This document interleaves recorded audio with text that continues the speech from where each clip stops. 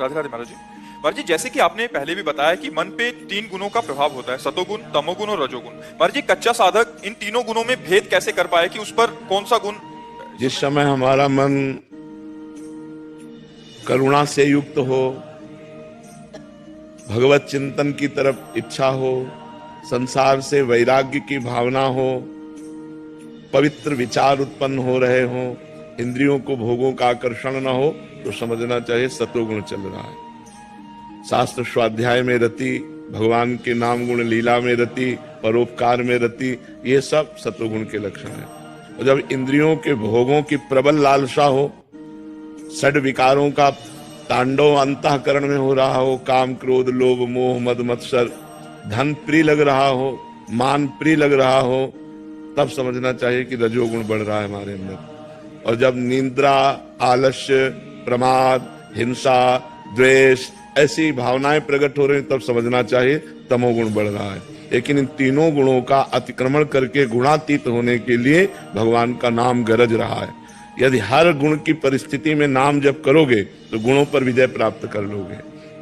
जैसे तमोगुण बढ़ रहा है तो फिर कीर्तन करना चाहिए, क्योंकि तमोगुण की स्थिति में चिंतन नहीं हो सकता, मानसिक जप नहीं हो सकता। जब रजोगुण बढ़ रहा हो तो सत्संग सुनना चाहिए। बड़े बड़े महापुरुषों के वचनों का जब हम श्रवण करते हैं तो रजोगुण का नाश होता है।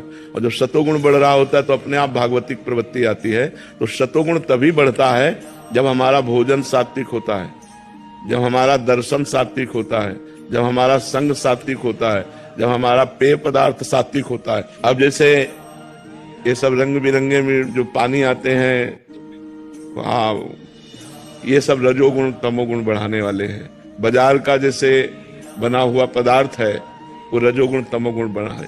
शुद्ध सात्विक रसोई का बना हुआ भोजन, भगवान को अर्पित किया हुआ प्रसाद, वो सतोगुण बढ़ाता है। तो अगर हम तमोगुण रजोगुण पर विजय प्राप्त करना चाहते हैं तो हमारा पहनावा, हमारा खान पान, हमारा दर्शन, अब रजोगुण का मूर्तिमान स्वरूप मोबाइल सबके पास रहता है।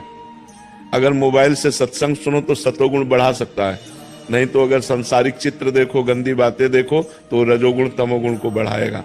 इसलिए हमारा सतोगुण बढ़े, हमको ऐसा संग करना चाहिए, ऐसा देखना चाहिए, ऐसा सुनना चाहिए, ऐसा बोलना चाहिए, ऐसा खाना चाहिए, ऐसा पीना चाहिए, तो हमारा सतोगुण बढ़ेगा। और जैसे जैसे सतोगुण बढ़ेगा वैसे वैसे हमारी आध्यात्मिक उन्नति होगी।